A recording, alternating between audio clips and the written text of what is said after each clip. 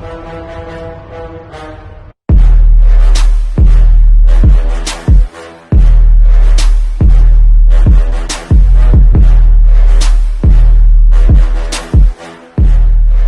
guys, welcome to the Contender Promotions podcast. I'm your host, Garry Bell. Today we have a very special guest in the studio. It's the one and only Mr. Perfecto Ernesto Hoost. How are you doing, my friend? Thank you. Yeah, I'm doing quite good. Actually, this is my free morning, let me say, without my children. Yeah. My children I will see later today. So I took it easy. I relaxed, and now I'm coming to life. That's good. So guys, I've just had Ernesto running around his house crazy looking for a set of headphones for me. So we've had a couple of technical issues, but we're ready to go now. It's going to be an amazing podcast. For sure. Yeah. So Ernesto, we're going to ask you a few questions, but first of all, I just want to know what you've been up to really with, are you on lockdown too as well in Holland? Is it your second lockdown? Yeah. Yeah, there's a lockdown. Yeah, for sure. But already the gyms are open again. Although we cannot, we can train with less people, and those kind of things. They basically would like would like us to wear a mask, but we told that's impossible. Yeah, it's not going to work. It's too crazy, isn't it? Yeah, it's not going to work. So that's okay. But it's a crazy time. It's so different, you know. It's you don't know what you can expect.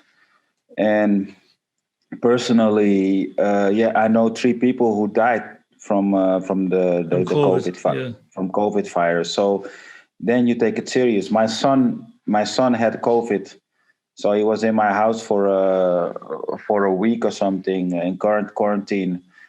So then you have to take things serious. Yeah. At least he's okay though now. Yeah, he's okay again. Yeah. But yeah, we're locked down as well.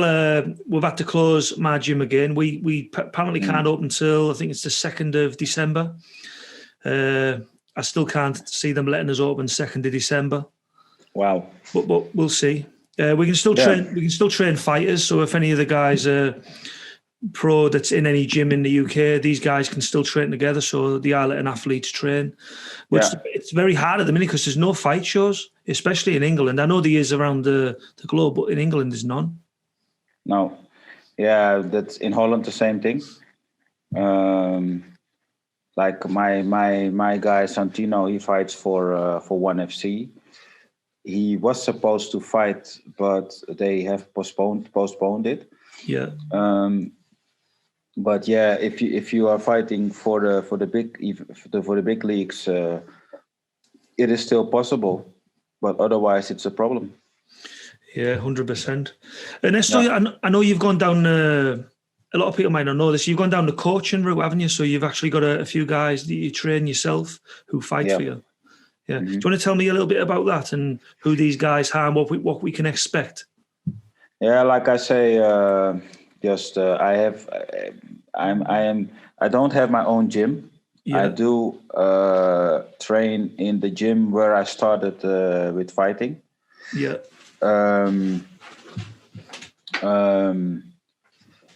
There is one guy, Santino Verbeek. I could get him a contract with 1FC. He's doing quite good. Yeah. That also means that I have to be his sparring partner sometimes. Yeah. Because at the gym, I train in a local gym. The gym I started, it's still a local gym. Yeah.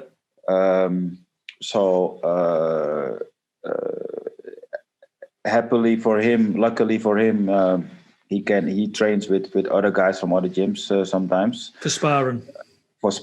Yeah.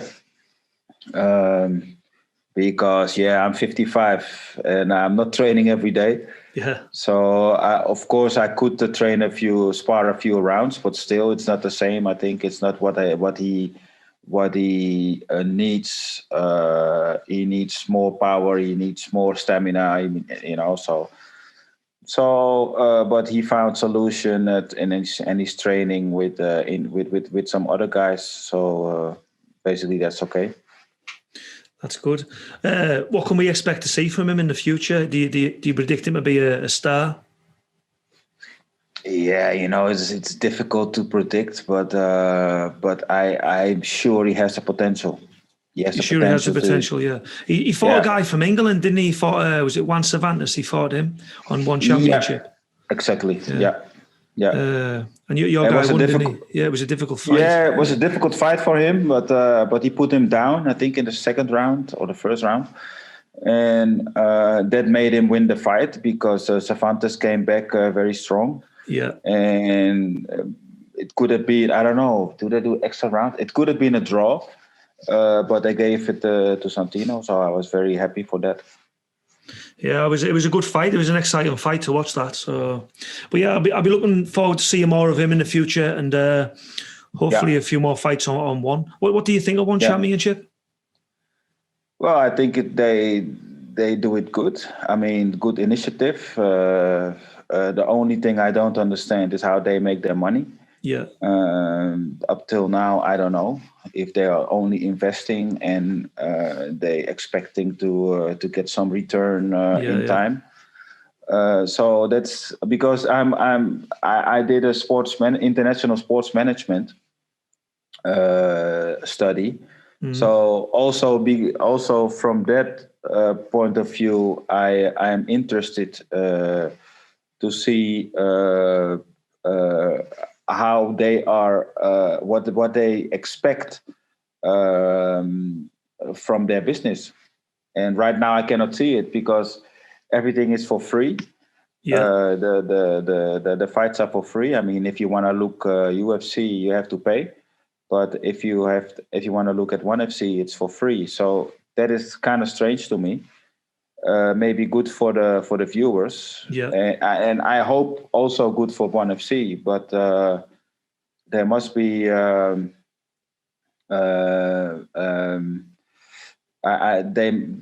they must make their money somehow. So yeah, because they wouldn't be able to keep doing it, would they? I just think they must be ahead of the time. The way I think Chatri's a top businessman, and I think he's brought it over to the fight game. And I don't know. I can see one championship being around for a while, and it's they've made it really exciting, especially for the likes of kickboxing and Muay Thai. Yeah, exactly. And yeah. So, like I said, I don't know Chatri so much. I have seen him there, but I guess he knows what he's doing. So I only hope that this is going to be a good thing. This is going to be a good 100%. Thing for him, for the viewers and for the fighters. What do you think about the MMA gloves they're fighting in on one championship? What do you think about that? Is it something you would like to have done? No, I don't like it at all. Would you not have fought with them? No, not for kickboxing. Well, if you're getting paid good money, of course I would. But I rather not because I think it gives bigger injuries, and so that is I don't see the how you say that the extra value of it. I don't see it. I like it, if I'm honest. Personally, I like watching the fights. I do agree that there's massive risk of injury, a lot more injury, especially when the strikers are doing it. When these guys, the striking's a lot different to the MMA guys striking. So, and it's when they're hitting them shots in them little gloves, it's putting a lot more damage on the hands. Yeah, also. But it's interesting. I mean, when you fight in UFC, I mean, I know the start of UFC because I was asked to fight in UFC 1. Yeah. But I didn't. So another guy from the gym went, and I mean that was bare hands, Yeah. After that, they invented the MMA gloves, which was a lot better. But still, it's still, you cannot compare it with boxing or kickboxing gloves. So that's still strange to me. What do you think of BKB then? When you've just been on about the bare hand, do you watch any BKB boxing, like bare knuckle? I don't like it. I mean, I mean, it's, I don't know. It is as if it looks like normal boxing and kickboxing with gloves on. It's not exciting enough. Yeah. And then you go back to 100 years ago or more, when they started to fight with the bare knuckle, and I don't see the excitement. I'm sorry. I mean, I see bigger injuries and all those kind of things. I mean, it's easier to hit somebody with the hand than with the leg. Giving somebody a knee on his head is basically the same thing. Yeah. But it's much more difficult. And by punching, it's easier. So yeah, I don't see the extra value.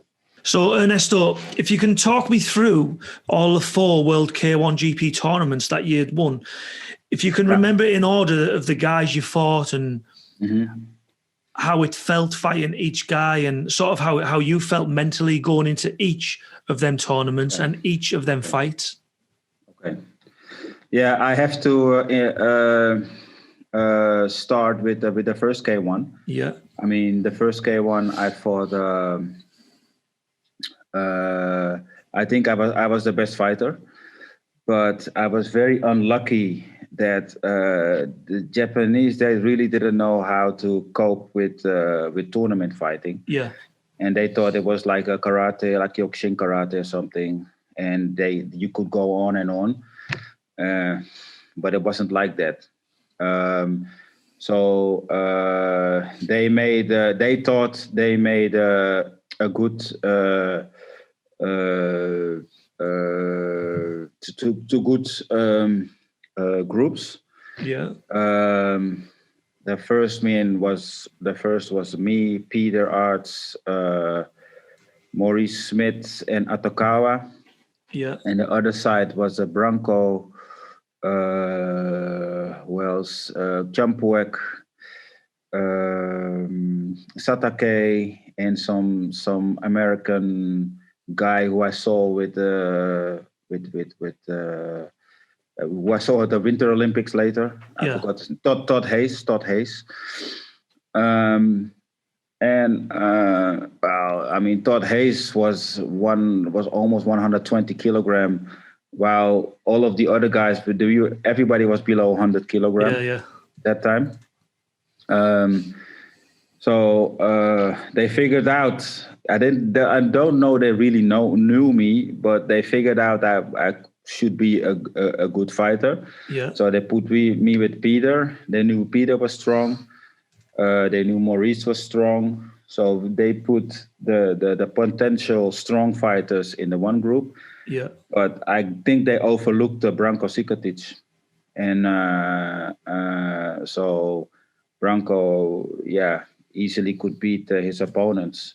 So I think he was in the ring for maybe 6 or 7 minutes, while I did almost 6 rounds. Yeah. So I won my fight with Maurice Smith in the semifinal. I injured my right leg. I injured my right hand in the fight with Peter. Then I had 10 minutes to recover, and then I had to fight with Branko. So there was no focus, no nothing. Yeah. So I lost the fight. I don't say I wouldn't have lost if the focus was there, because Branko is a strong, not a really good fighter, but he had a very good punch. Yeah. But that's what happened. And then I told myself, when I get into the final, I will never lose again. Never. Right. Yeah. So after that, I won all my finals. Yeah.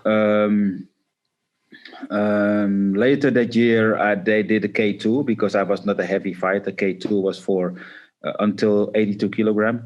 That tournament I won.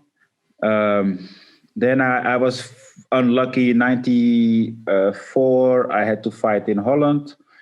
95, I fought with Peter Arts, which was very hard fight, a very equal fight, but they gave it to Peter. Yeah. 96, I fought a very hard fight, equal fight with Andy Hook.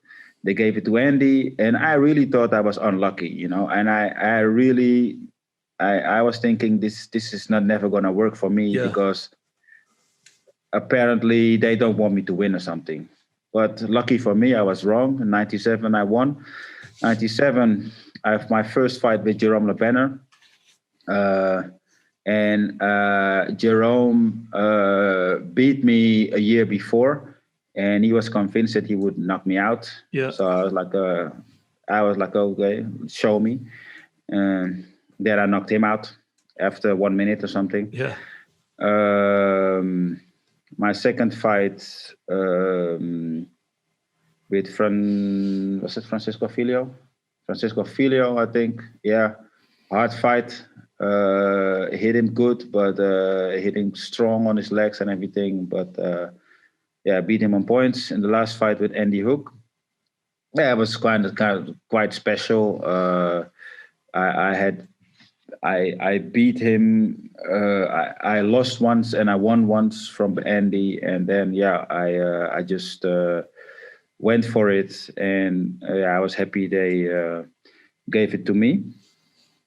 Then 99 K1. That was the best. My best memory as I was knocked out hard by Francisco Filho in April of that year. And nobody gave me a chance. I was happy to come into the finals in December. I think it was December 5. It was my first fight with Andy again. Beat him on points. Second fight with Jerome. And Jerome really came hard onto me the first round. Thinking he would knock me out, but he didn't. Second round, he was tired and knocked him out. And the last fight with Mirko Krokop, which was also good fight, difficult fight. And at the end, I knocked him out on his body. And what was special was from that event was that I fought only southpaws. All the guys I fought were southpaw. Andy, Jerome, Mirko, all southpaw. The third Grand Prix, first round with Mirko, beating on points. I knew Mirko couldn't beat me. Mirko, of course, very good fighter, but somehow I am. How you call that? I am the fighter he cannot beat. Something like that. Yeah. And I mean, he will beat everybody, but he will not beat me. The second fight was who was the second fight with?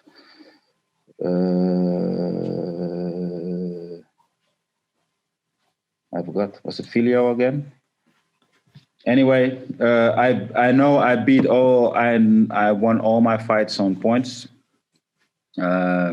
Last fight was with Ray Cephal, beating him on points. And the fourth tournament should have been the best feeling, but wasn't because of the Bob Sapp. I lost to Bob Sapp in the qualification, but it was a big success for K1 because a lot of people watched. And K1 was in financial trouble. They really needed the money. The fight with Sapp was live on TV, and it took a lot of attention. So the K1 Grand. So that's why Sammy Schild, who was supposed to fight Bob Sapp in the finals. I guess they paid him some money or something. He told everybody that he got an injury, he couldn't fight. Yeah. Then they put me in again, and was again a drama for me. Starting good, knocking him down, and then lost my cool and let him get the overhand. And it never happened. It only happened to me once in my fight career, that after I knocked somebody down, I still lost the fight. Only happened with him. And yes, that's why I have a very bad feeling for Bob Sapp. Yeah, and it's not his fault. It's more like K1 didn't care about anything. They were like, we have to make the money, and Bob Sapp makes us the money, so we don't care. Yeah. We don't care about the rest. So that was too bad. I was lucky. He was very exhausted after the fight. He couldn't continue. I could continue. And after that, I became champion. I remember that Jerome was kind of pissed because he was like, I should have fought somebody else, and Ernesto was already lost, blah, blah, blah. I don't make the rules, But because of that, they changed the rules later, and they said we make reserve fights. Yeah, reserve fights, I remember. And so it was special. Because I was the first to win 4 tournaments, also after the fight, when I went to the hotel, I went into the elevator, and the elevator stops at the first floor or the second floor. Yeah. And who steps in? Jerome Lebanner, who I just broke his arm. He steps in. He has his arm in a brace, and So the elevators were very fast elevators, but still it took a long time. It does at them times. What did he say to you? Did he say anything, or was just a look? At the beginning we said nothing, and then at some point I said, "Did you break your arm?" He said, "Yes." I said, "Okay, I'm sorry." Then he was like, "Yeah, what does that say me?" I said, "Yeah, I really wanted to win the fight, but I never wanted to break your arm." Yeah. And that broke the ice. And ever since, we are good. Now we are friends. Every time we meet, sometimes we still meet in Japan, and whenever we meet, we are good with each other now. So that was something for the good. Yeah, he was one of my favorite fighters, Jerome, actually. I used to like him. Yeah, that's possible. Yeah, I mean, I think because when he fights, there's always somebody's going down or out. So someone's going down, Yeah.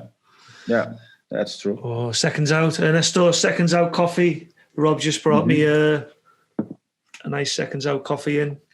Okay. Yeah. Oh. I'm taking a seconds in apple juice. So anything else to the tournaments? Well, I like I say, when I was in the final in the first K193, I lost it. I was like, I'm never gonna lose a final anymore. So later that year, I fought K2. I won, and I fought regional tournament K1 Australia. I won. I won the K2 in Holland. They did a K2. I won that. It's like when you know how to fight a tournament, your attitude is different, and your approach to the fight is different, and you know that the first fight you cannot give it all, and sometimes you have to, of course, if it's a hard fight you have to, but if you don't have to, I don't give it all. You try to prepare the other fights. Yeah. Well, yeah, I try to not to get avoid. injured. Yeah, I try to avoid injuries. Yeah. And that's the funny thing. What I learned in fighting, that you have to you don't have to show your best all the time. Yeah, 100%. Who was the hardest Dutch fighter you've ever fought? The hardest Dutch fighter? That should be Peter. Peter. Yeah, I mean Sam was not that hard. He was difficult because he was tall. Not that hard, but from all the guys, Peter is the hardest. Yeah, for sure. Is he? Why is that? Is it just he's strength and he's just got some raw bruteness about him, Peter, and he's like a tough man, isn't he? He's coming forward all the time. Yeah. Peter is always coming forward, and that is, when you fight with him, you always have to go backwards, and that is difficult. I mean, that's not especially difficult, but it's uncomfortable. Yeah. Have you sparred with him? No, obviously you and Peter fought loads of times. Have you trained together? No. Though? I think you've done seminars together, haven't you? Yeah. We have done in my hometown here in Hoorn. We did a seminar, and also in where's that? Bulgaria. We have done a few seminars together. Yeah, and it's nice. I mean, after his last fight, he was like, "Why shouldn't we work together and train?" We that same year, I think the same year we fought each other, or the year before we fought each other last time. And after that, it was like, let's try to work together and see if we can make some extra money or something.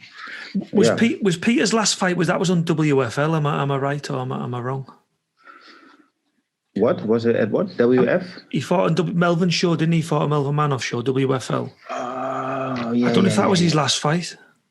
I think that was his last fight. Yeah. Yeah, he won, didn't he? He won that fight, didn't he? Yeah, but he might do some exhibitions in Japan. Yeah. I like Peter. He's always an exciting fighter, isn't he? Win or lose, always. Win or lose, always laughing, always. He's a funny guy. Making jokes and all those kind of things. Yeah. Yeah. Ernesto, do you ever wish you went into boxing or MMA? Myself? You yourself, yeah. Well, I was asked to fight in the first UFC. Who was it against? Do you know? Sorry? Who would you have fought if you did fight in the UFC at that time? UFC 1 was Royce Gracie. UFC 1 was tournament. UFC 1 was a tournament, right? Like K1. Yeah. And there was Royce Gracie. There was some Hawaiian guy, a big sumo guy. There was some American kickboxer. I don't know exactly, but they called me actually if I wanted to fight, and then they told me it was with bare hands, and it was, and I was like, no, it's not my thing, so I better not. Of course, in the years when it got more and more popular, when the Fertitta brothers came and Dana White came, and there was a lot of money, I thought about it like, okay, maybe I should have tried to do some groundwork, but I never did. So that's okay. Because two of the other K1 guys actually did do it, didn't it? Was it Crow Cop and Mark Hunt? Mm-hmm. Uh-huh. Yeah. What did you think about Mark Hunt in K1? Alistair Overeem. Alistair Overeem also, yeah. Mark did quite good, I think. I mean, you will still see that he's not a real MMA fighter. Yeah. But basically he did good, and also because Mark and as everybody, you were kind of complaining about the money we made in K1. Yeah. And I think in UFC at least he made some more money. Yeah, I was actually watching the other day. There was a fight. I was watching a few of yours, but there was a fight that came up on it. You'll remember this fight. It was a good fight. It was Mark Hunt versus Ray Seafor, where they were just punching each other's face in. It was a crazy fight. That I was there. You were there at that fight. Mm-hmm. Yeah, because they were both putting their hands down. Mark Hunt was, if they say you can't hurt me. But I'm sure Mark Hunt took that fight on short notice and what they were saying in the commentary. I cannot remember that if he took it on a short notice. I know that actually, because that was the year he won the K1 Grand Prix. Yeah. He lost that fight. Yeah, he lost that fight. Yeah. It was a close fight though. It was close. Ray could not continue because his eye was too big. Yeah. And then he continued, and then he won that tournament, and then he won the K1. Later he won the K1. That year, I was supposed to fight him in the semifinal. Actually, I beat him that year. I beat him in the K1 Australia. And so he was kind of lucky to do a losers tournament and losing again to Ray, but lucky again to go on to the finals, and then at the end winning the tournament. What bothered me a little bit is the fact that as he was very lucky to twice actually, as he was very lucky twice. The year later, when I fought with Bob Sapp and I lost also twice, but Bob Sapp couldn't continue. I could continue, and actually I won the tournament. Then many people started to complain about, it's not honest, blah, blah, blah, because he already lost. And of course it was true, I lost. And basically I shouldn't have fought again. Yeah. Basically I agree. But with Mark Hunt, it was the same thing. He lost twice. And still he could continue. And but that's my feeling. Yeah. But going off that, we're going to go on to your demon, let's say, Bob Sapp. So I know we spoke a little bit about Bob Sapp before, and you just spoke a little bit about him again. Yeah. I remember when the Bob Sapp fight was on, the very first one, I was actually shocked when he beat you. I was gobsmacked. Yeah, I understand that. How did it feel for you, like mentally? You know, it is a story I told a lot of times already, and people don't know, or people don't want to know, or people don't believe, or something. It doesn't matter. That year was 2002. I started very good. I was very fit and everything, but I had to do too many fights. And at some point I was so tired, my body was tired. I have problem with my skin when I'm overtrained or too tired, and I get skin problem. I have that already for 4 years. And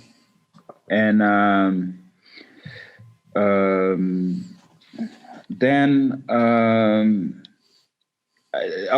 I had to fight with the Semi Shield. I said, okay, you know, I did not feel good already, but I still did the fight. And then I didn't want to fight anymore because I was starting to feel sick. Yeah. Then they came with Bob Sapp. And then my trainer, Johan Vos, he was like, they come with this bullshit guy, blah, blah, blah. I said, you know, a week before or 2 weeks before the fight, I said, I'm sorry, I cannot fight. I have problem with my skin. It's getting worse and worse. It's not really working. And Johan being very, I say that, I mean, if something is good, it's good. But if it's not good, it's not good. He will tell you. He will always tell you. Yeah. And then he was like, you have to fight that guy. I said, I'm sorry, I cannot fight. And then he said, yeah, you know what? let's do one last training and then see if you can fight. Then you can fight. Then you will fight. I did the training, and then he said, "Hey, it went okay, huh?" Well, normally he would say, "This is bullshit. You trained like shit." But that time he did not, because he was like, I don't know what kind of deal he made with Ishii. Yeah. Kancho Ishii from K1, the boss. But yeah, and he said it's no problem. He cannot fight, and there's a only big guy, and everything. Blah blah blah blah.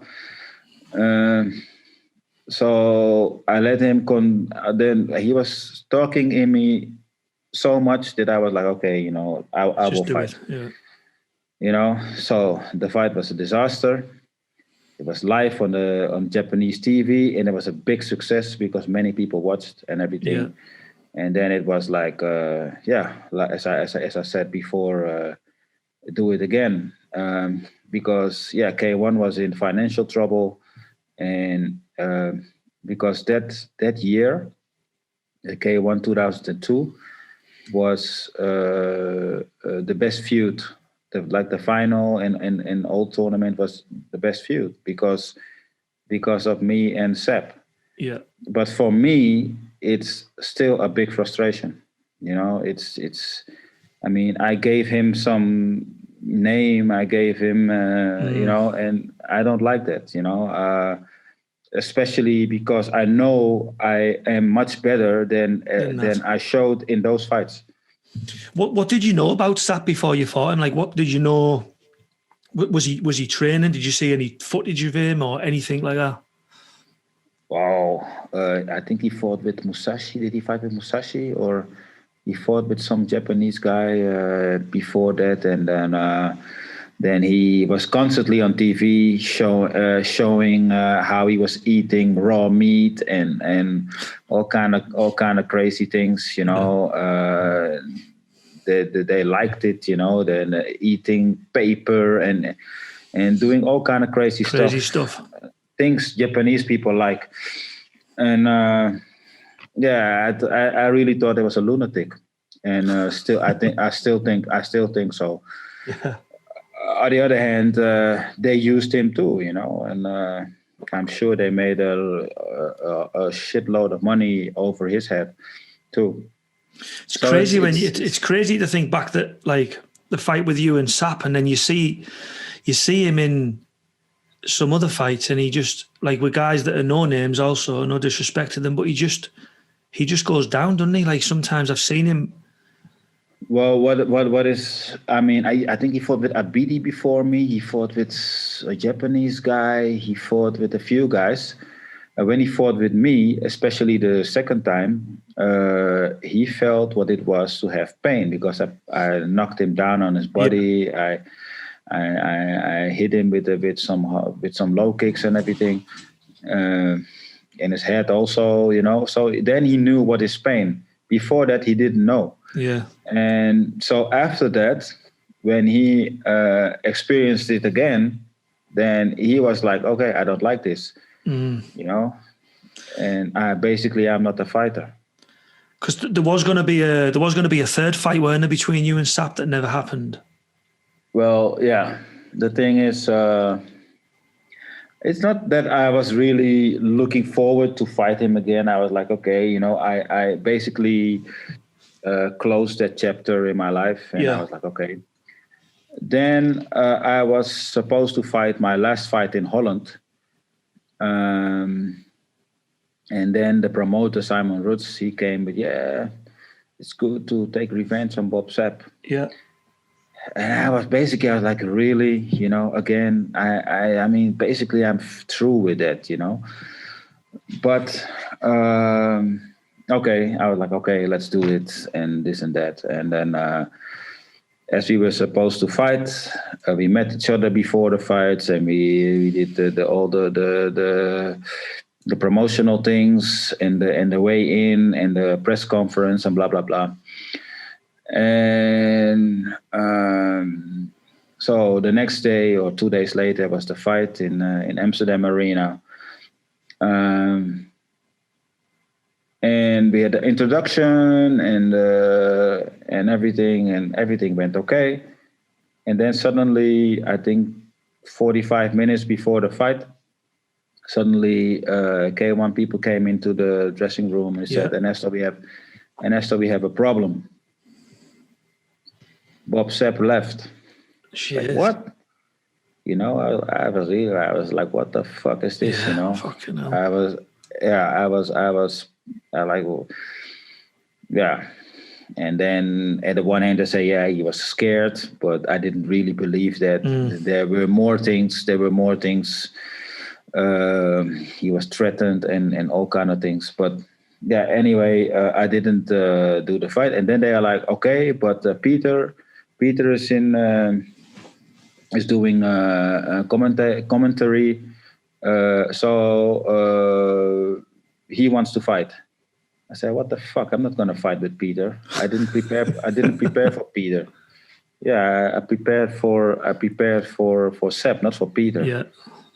Yeah, but you're the main act, and everybody's coming for you for this fight, and blah blah blah.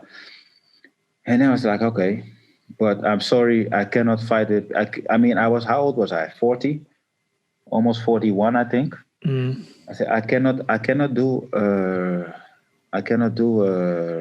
good fight. I prepared for Bob Sapp, not for Peter. Yeah. You know. So I said, I'm sorry, but I'm not going to do a real fight with Peter. I cannot do that. It's like, half an hour, 45 minutes before the fight. I cannot do that. So that's what we did.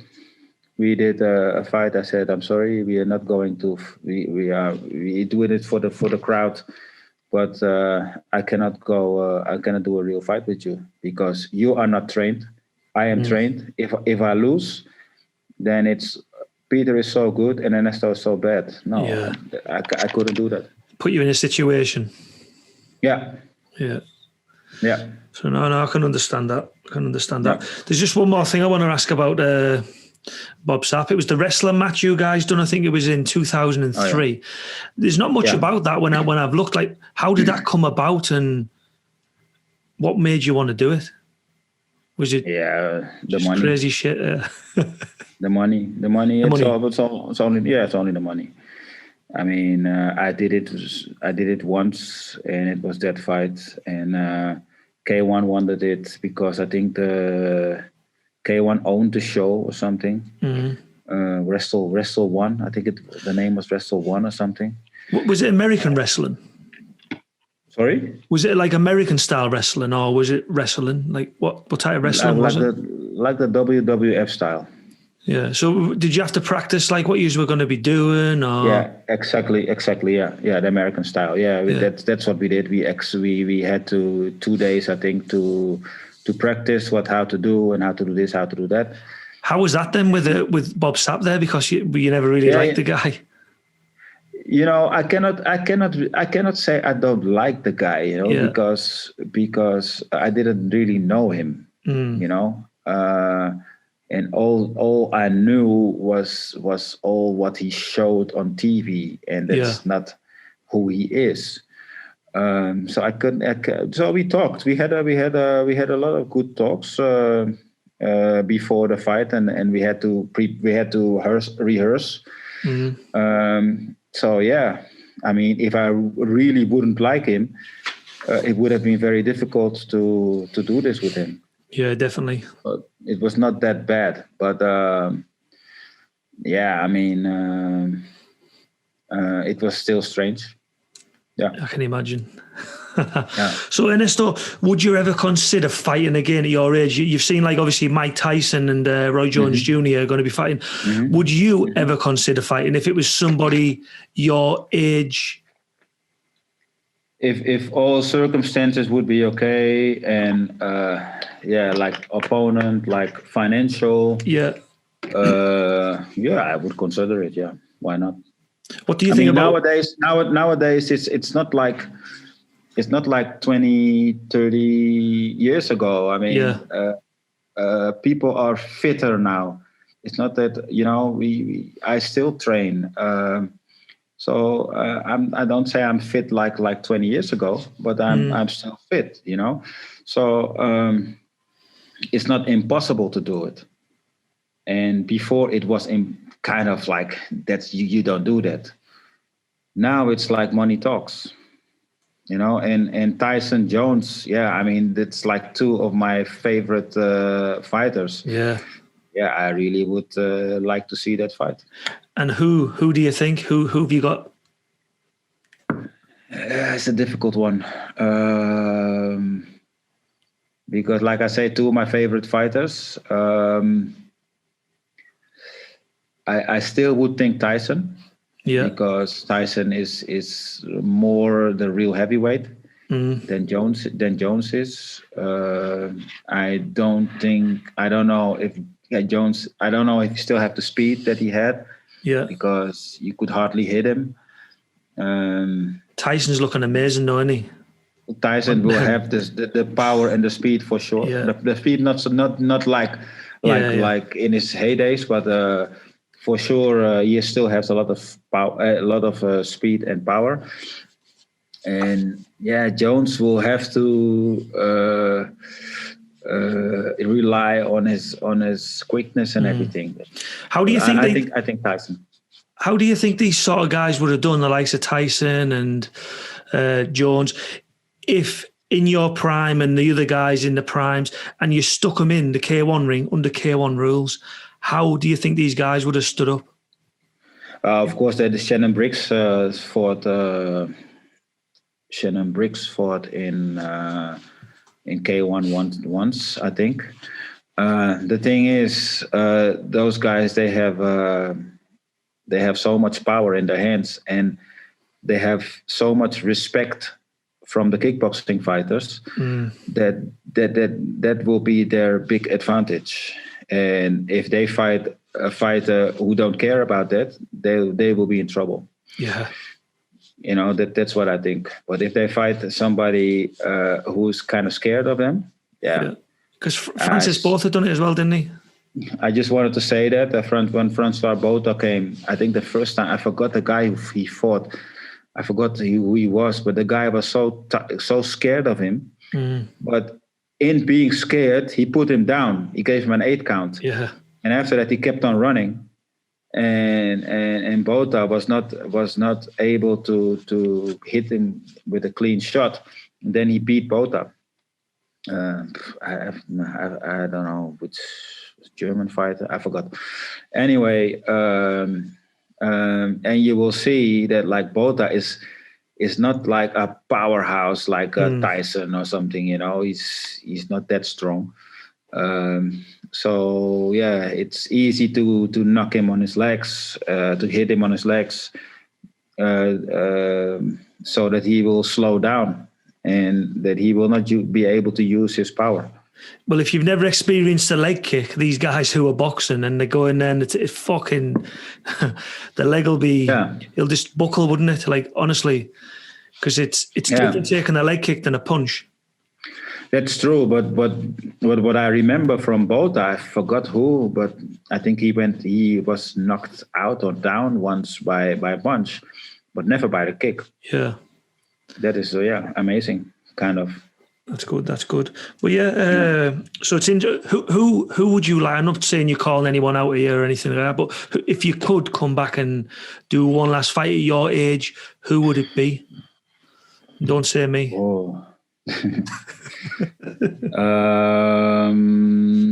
Who would it be? Wow, it have to be somebody. I still have something to settle with. Who would that be? I know it wouldn't be Peter. So let's no. What about Remy? Maybe Remy. Remy could be a possibility. Yeah. Melvin? No. Yeah, I'm not into Melvin for that. Two good friends. Nothing serious. Nothing. But just not. Yeah, I'm sorry. Yeah. He's not.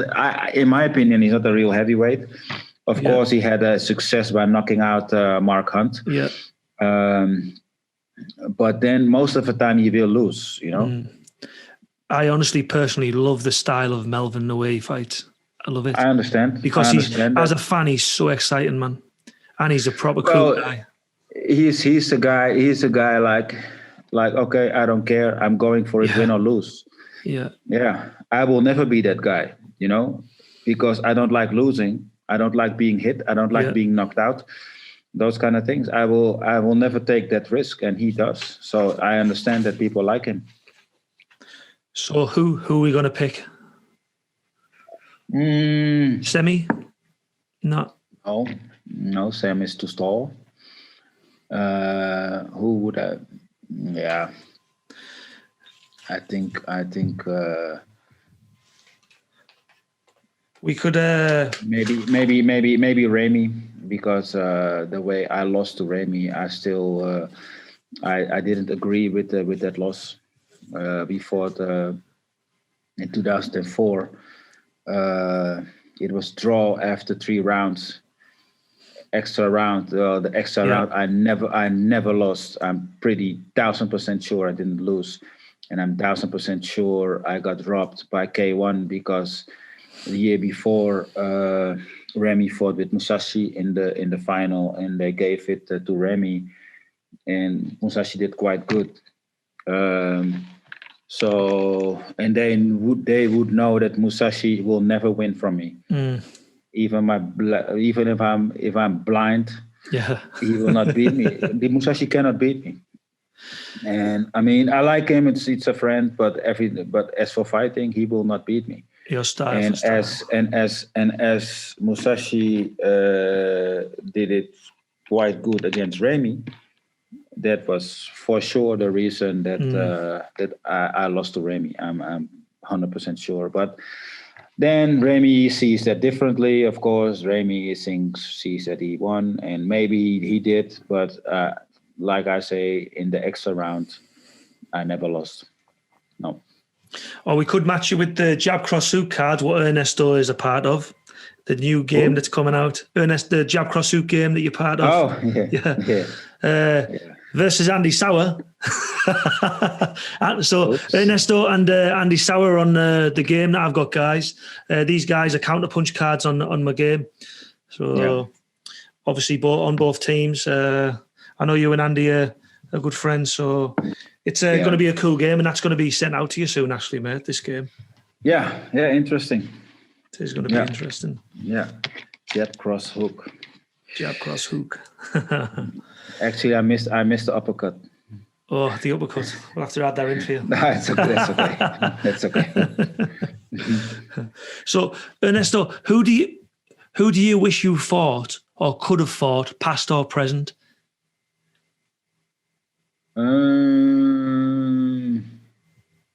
Somebody you never fought, or somebody you would have loved to have fought, like in your era, somebody you would wish you fought, but never.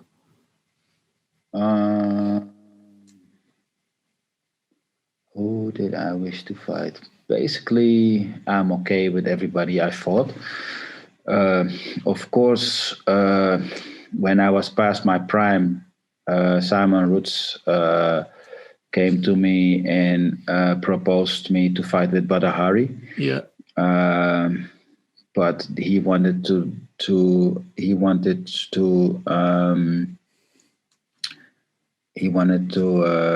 start the press to know when the fight should have been in May, I think. Yeah. And then he already started. He wanted to do the press conference in October, and it was too long for me. You know, I was like, I'm not gonna do that for almost 3/4 of a year, being confronted with this, and being confronted with the fact that everybody will say he's too young and you cannot beat him, blah blah blah blah blah.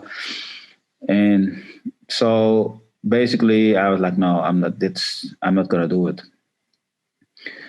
In the beginning, I remember that I saw Butter just after I said I'm not going to do it. Yeah. And then I said, I'm sorry, I canceled the fight. He said, oh, don't worry. I only got more respect for you now. But then he wrote the book, and then he was very negative, and he was like, I'm a coward and this and that. And I'm like, okay, So a bit of a different story, what he said to you personally. Yeah, it was a different story, but okay, it's like after that some things happened, and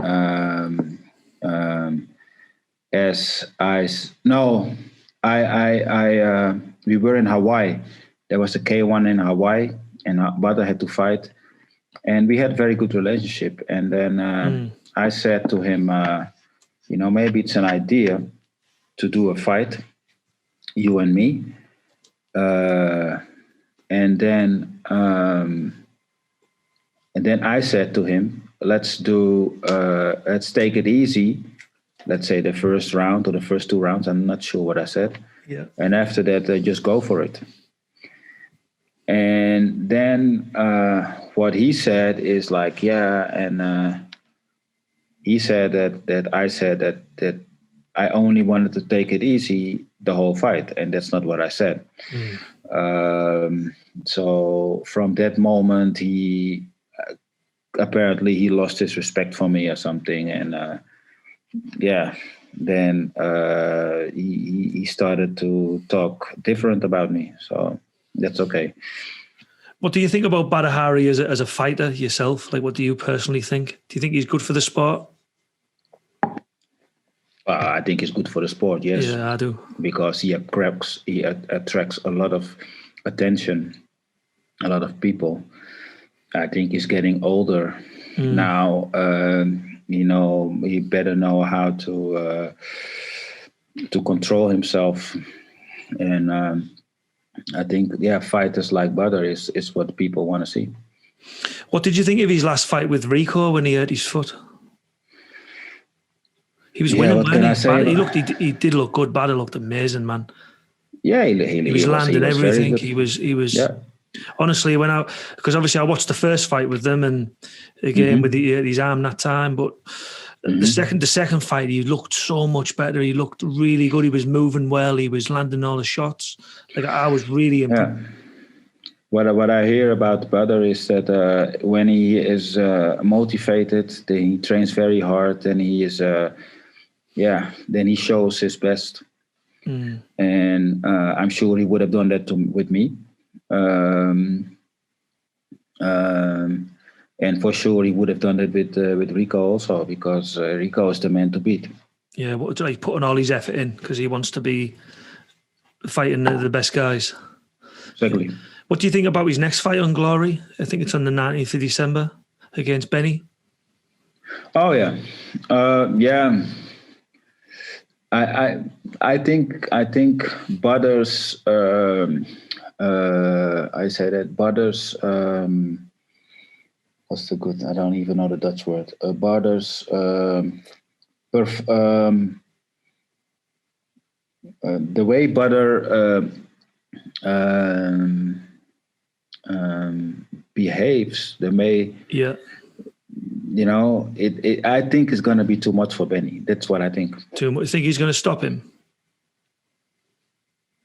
I think Badr is going to stop Benny because of. Benny's a good fighter, but being pressured up front with press conferences, with talks and this and that, and I think that's going to be too much for Benny. That's what I think. Yeah, it's going to be an interesting fight. I'm looking forward to it. I've met Benny and I've seen him fight in Romania a couple of times. So Benny's a good Benny is a good fighter. I'll tell you which fighter I do like, who Glory have just signed. This guy's a machine, man. I don't know if you'll know who he is. Raul Cortinas. Have you seen this guy fight? Yeah, I know. Honestly, he's like the white Mike Tyson. I seen him. I was at a Super Combat event before, and he kicked this guy in the stomach, right, roundhouse kick, and then he just floored him. I'm sure it was like a left hook, because the guy was winded as he went down. I saw him fight once somewhere. Was it in Romania? Maybe it was in Romania. I saw him fight once. Yeah, he's good. Yeah, he's strong. Good. He looks strong. He's getting let me say, he's getting better and better. Yeah, better and better. Yeah. So I'm interested to see how he can hang with these guys now, because obviously Glory's a different standard of fighters than the Super Combat guys. So I'm looking forward to see how he can hang with them guys, and hopefully he can, because I do like him. I like as a fighter. I like watching him. He's exciting. Yeah. He's definitely exciting. He's a good fighter. But sure. The Badder versus Benny fight, that's actually on my birthday, the 19th of December. So I'm definitely going to be watching that. So the 19th of December. 19th of December. Yeah, I'll expect my Tesla through the post. My Tesla. Tesla. Yeah, my Tesla. Yeah. Hey, you will get the very small one. The toy one. The toy one. The 19th of December. Okay, that's a special day for me. Yeah. For you. Yeah. How come? Because of my birthday. That's of course that's the most important reason. No, but that's it was the 19th of December when I won my first tournament. There you go then. So I mean, you've got a special December 1993. Yeah, we've got a special time together. Yeah, for sure. Yeah. No, I mean it's always. I mean, maybe in 2023 I will post it, because it's. I mean, 93 it's to 2020 is not so special, but yeah, 19 December 1993 is a special day for me. Yeah. That's good. Ernesto, that you just made me remind me of something there. Remember when I brought you over for seminars a few years ago? Mm-hmm. And fuck, do you remember when I was like, you showed me your belts, weren't you? I was ringing you on the phone, you were showing me your belts. Yes. I was like, bring a belt. And it was only the night before that I'd spoke to you saying, "Oh, bring your belt." And I remember when you arrived in Newcastle Airport and you were taking ages, like, where the fuck is he? Is he not coming? Yeah. Anyway, you'd rang me, you're like, "Oh, they've lost my belt." And I'm like, this guy's a wind-up, man. He's fucking winding me up. And you were like, no, I'm being serious. And you were in there, remember? And I was like, oh, fuck, I feel bad now. I've lost his belt. And it was that's the belt you loved the most out of him, weren't it? Yeah, the 99 one, yeah. So that was crazy. And then, because I remember, didn't they drop it off at the hotel for you?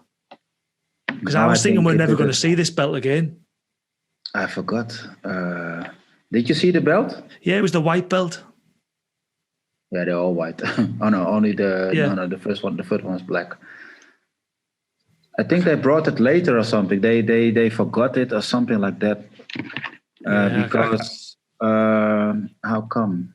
I remember they couldn't even track it at first, could they? Because I remember when you were in Amsterdam, you were like, I want to take it on me, and I don't think they let you, did they? They were like, oh, you need to put it through here. Yeah. Yeah. That was kind of scary because it's more than money, you know. I mean, I don't want to lose those belts, you know. I could never sell them or something, you know. That's if I'm really broke, but no, it's like a very special the 4K1 belts and the crowns. They are very special to me. Yeah. I bet they are. Yeah, I'd love to see them in person. Your gear. I'm gonna take one. It's close to me. Just a moment. Let's do it. Yeah, put a crown on. Put a crown on for the rest of the interview. Ladies and gentlemen, here is Mr. Perfecto Ernesto Hoost. Look at that, the real deal. That's the K1 goat right there, guys. Black Caesar. Black Caesar. Yeah. Is that crown, is it real gold, the crown? No, I think it's, how you say that? The upper part is gold. Nice, I like it. Yeah, that is the belt. That's the belt that I almost lost. Yeah. Yeah. So I will never bring it again. Yeah, never bring it again. Lucky you found it, or you might punch my face in. No, I mean, no. I mean, it's also a lesson for me. You know, it's like, okay, these things are very special to me. Yeah. And it's too important to just lose it. So I don't want to bring them out. I mean, I brought them to Japan. I have traveled with them a few times, but When I almost lost one, I was like, okay, I better don't do it anymore. Let me take this off. Ernesto, who was your toughest fight ever? Toughest fight. The people ask me that a lot, and it's still difficult to say what was my toughest fight. So who was the strongest person you've ever fought? The guy who had the most strength when they were kicking you and you were like, fuck, this guy's strong. Yeah, for kicking, I don't know. No one. For punching, I think most of the guys, even heavyweights, they are heavyweight. Most of the guys don't even kick that hard. That's my opinion. It's you should be more aware of the boxing than the kicking. Yeah. The kicking, there is no fighter who really bothered me in kicking. But Francisco Filho had a hard kick. Yeah, you could see when he was fighting, he did. Look how he was made. And also he couldn't box at all, but he hit so hard. He gave me the hardest knockout. When I see him, he cannot box. Yeah, in my opinion. If he cannot box, it's too much. But he's not a real boxer or something. But his punch was really the hardest. Yeah. Yeah, it's interesting. So who do you actually? As for kicks, like I say, the most of the guys, I was not impressed. The most of the guys, maybe Peter. No, most of the guys I was not impressed by their kicking power. No. Interesting. So who would you consider the best K1 fighter ever? Or is it you? I cannot say that. If it's me, I would never say that of myself. I think you're up there in the top 3, 100%. I think I'm in top 3. Easy. Yeah. Ever. But who even is with the best? generation now? I think so. Yeah, I do. Yeah. I think in your prime, I don't know, and when your head was switched on, I don't know who could have beat you, if I'm being truthfully honest. When I was really good, let me say, especially after I was knocked out in '99 by Filho, I started to change my attitude and my thinking and my approach to fighting. Yeah. Then I think, but because from that fight, 99,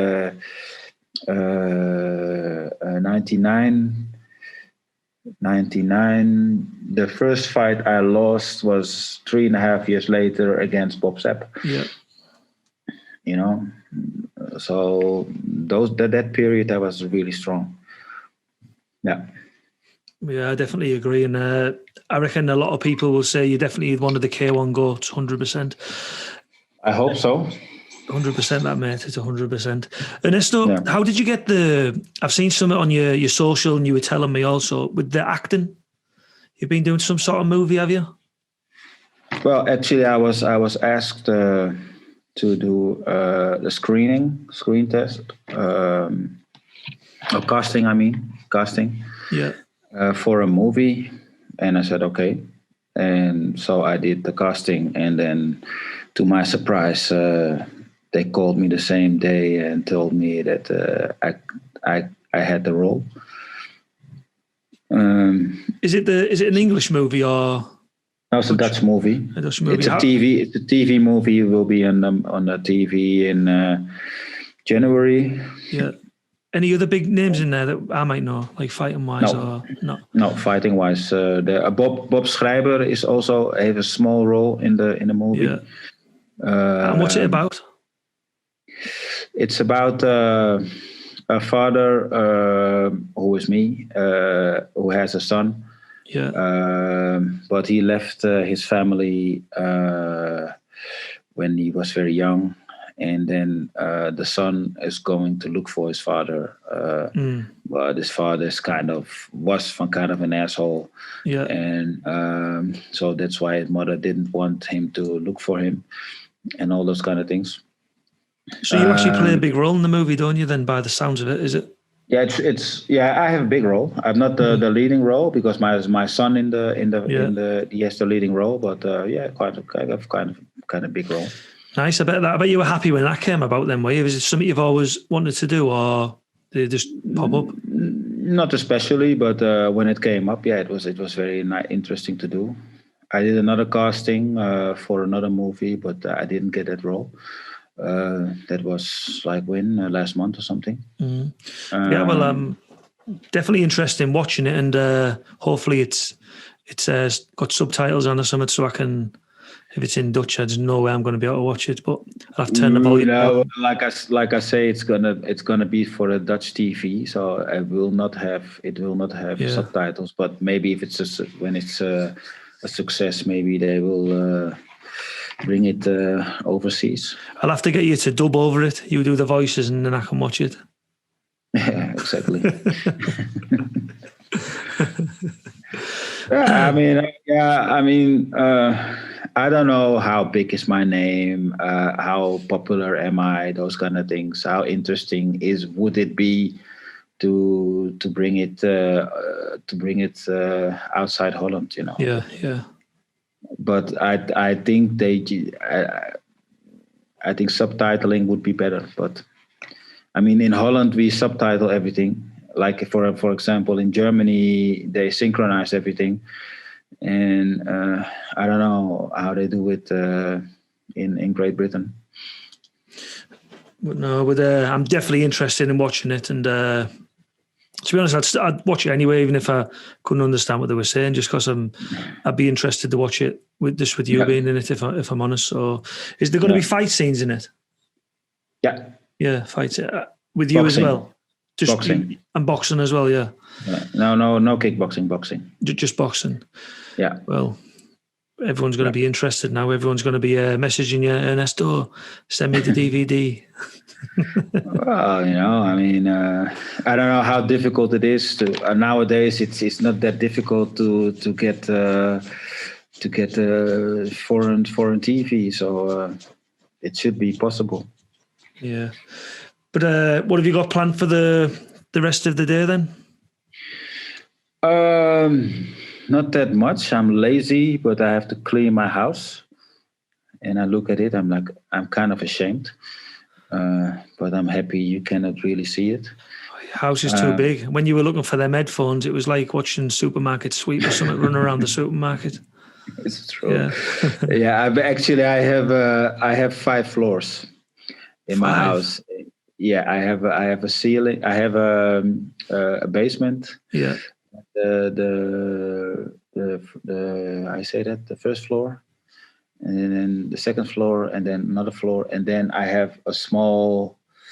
I don't know how you say that in English, but then a small floor on top, but that's only to put some stuff. Like in the attic, in the loft or the attic. Yeah, something like that. Something like that, yeah. But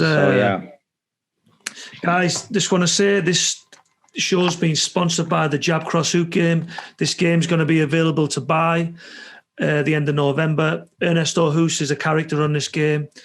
There's going to be a sale for $9.99. I'm going to be sending Ernesto and Andy Sauer also, who's a part of this game. I'm going to be sending these guys some more. And I just want to like thank you as well for getting involved and believing in me and helping me with it, to be honest. I don't know what sort of success the game's going to have.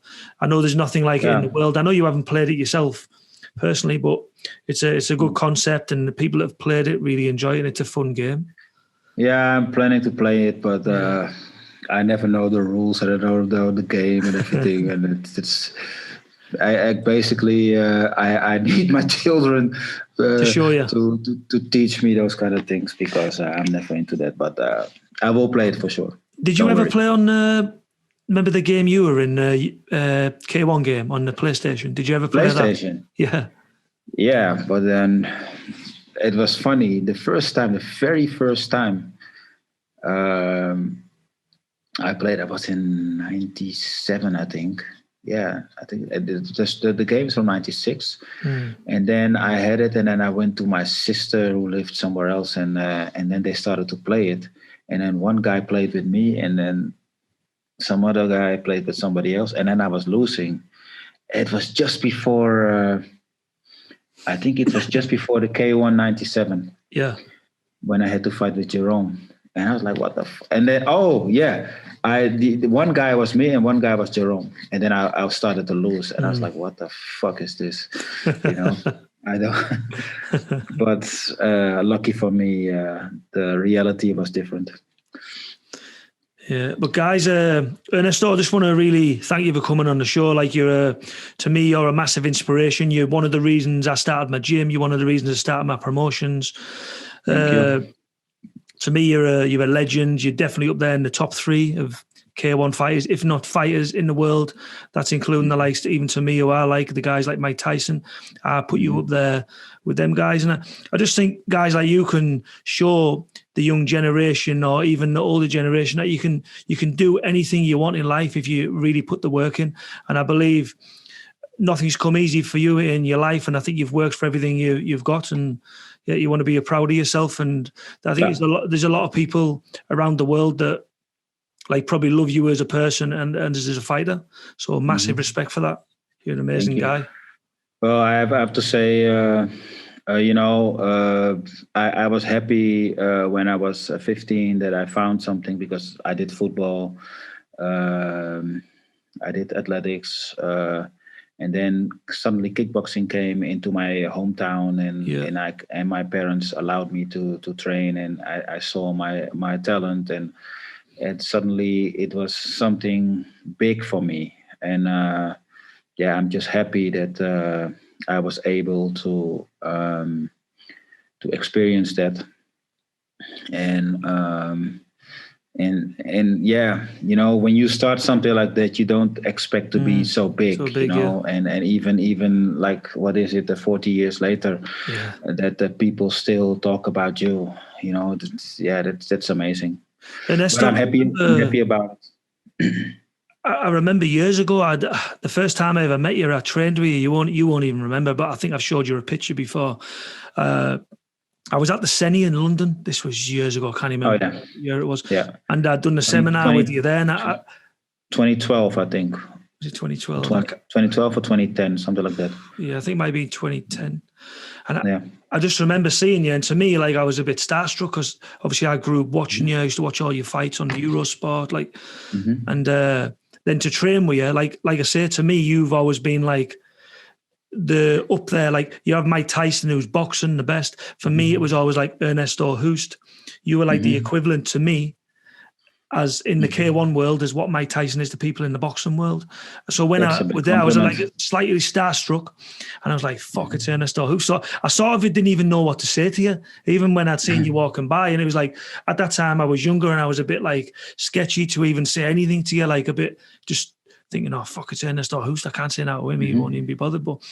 And then for years went by, and I think you were still fighting at the time or whatever. And then I went to Holland. I was a guest at Melvin's show, and I'm sure it was the Andy South fight, or it might be the show before that. I can't really remember.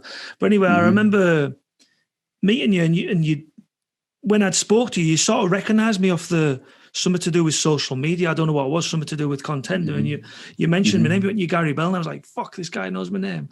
I was like, fucking hell. So, and anyway, then since that day, like on it, we talk quite a lot. Like we message each other, not every day, I'm not saying, but we've kept friends, and it's been good, and I'm happy about that. And a lot of my guys in the gym, or even guys I know around the country, obviously, even I still do like look up to you massively. And but a lot of these guys, like, fucking hell, Ernesto Hoost, he's the man. And but now it's mad that, like, I just have your phone number and I can just text you or ring you whenever. Ernesto, will you come on the podcast? It's just like, oh, asking one of your friends, Ernesto, do you mind being a character in my game? Like, when I was a young kid, I would never have imagined doing shit like this, ringing Ernesto Hoost, will you do this? Like, when I was at home, it was like, fuck, that's Ernesto Hoost on the telly. Like I say, to me, you were like Mike Tyson. So it's funny how life turns out. Yeah, I agree, and it's like that. And when you're young, you have people you look up to. For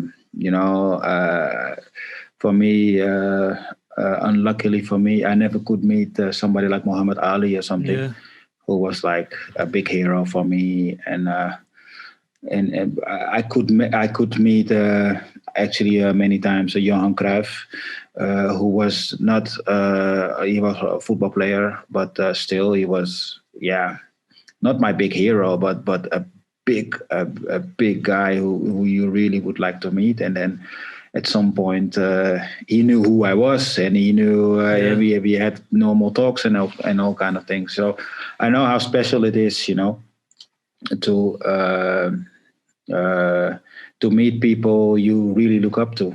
Yeah. And as now I meet so many. I have met so many people, and people of which I was actually surprised that they knew me. And and then things getting. It will never be normal, but it will be like, okay, it's not that important anymore. Like that you must take a picture, you must do this, you must do that. That's not like that anymore. But I understand what you mean. But no, it's good just to look up to people as well, and I think, and have a role model. But you obviously, I watched all you guys on TV all the time. There was nothing like in England like K1. There was Thai boxing and kickboxing. Like that's one thing. That's one thing that surprises me. That England is so big. Yeah, there's so much fight sport, but there are not really big stars, big kickboxing stars. I don't know how that is possible. I know you had when I was growing up as a fighter, you had some guys. What's the name? Ronnie Green, of course. Yeah, Ronnie Green. Yeah. I think Ronnie Green is still, for me, he's kind of the biggest name. Gary Turner. But Gary Turner is not a big name for me. Yeah. I mean, Ronnie Green is a big name. Yeah. He came. I mean, I think one of the first times I went to Amsterdam to Jaap Edehal, that was like the place to be for the kickboxing those years in the 80s. And then Ronnie Green was fighting over there, So he is a big name for me. Yeah. I don't know if he's that big in England. No, he's quite. He's a big name. Yeah. In the martial arts world, he's big. Yeah, exactly. But but what I don't understand, I think, why are in Holland there are so many big names? Why not in Great Britain? I don't understand that. That's hopefully soon, my friend. Hopefully, you actually fought a guy. I wouldn't say this guy's a legend or nothing, but in boxing he was not a bad fighter. Matt Skelton. Yeah. Yeah, you fought Matt Skelton, and the funny thing is that it was not an easy fight. It was in Australia. Yeah. He headbutted me because he's not like I don't think he means to be a dirty fighter, but he is kind of, but it's more, I think, more out of how you say that, out of not being handy enough or something, and making mistakes. But then I suddenly heard he was big in boxing, and that really surprised me, because I think he was very limited as a boxer, but still he did quite good. Yeah, he still made money from it, didn't he? So respect to him for that. Good, yeah, for sure. Yeah, good for him. Definitely. Yeah. But Ernesto, again, I'd like you to just put like a little message out there and like let up and coming athletes know what it takes to be a superstar.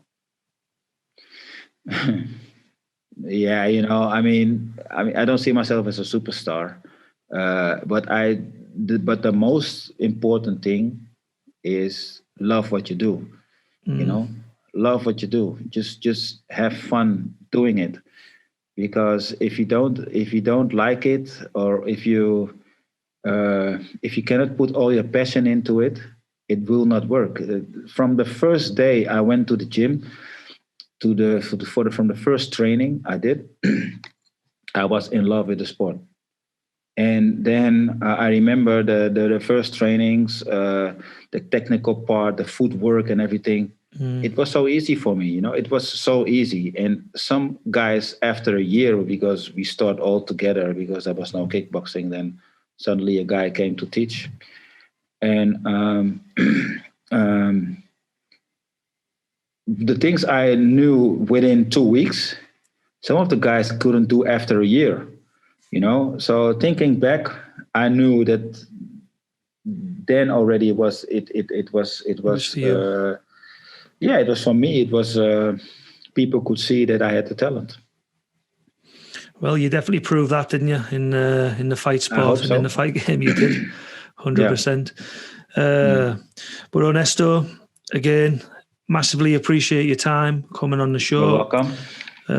And yeah, we'll do it again. Yeah, whenever. Yeah, it's suitable for us. Yeah, for sure. But guys, just want to wish Ernesto a great day. Yes, I hope everybody liked the talk. And like Garry said, if you guys like it, you will see me again. Yeah, and as Ernesto says, guys, chase your dreams, go after everything, and love what you do, and you can smash what you do. Ernesto, who's Mr. Perfect? Like I say, go for your dreams, but just enjoy what you do. That's the most important. Enjoy it. Awesome words from the champ. See you soon, my friend. Oosh. Yes, Oos. Take care.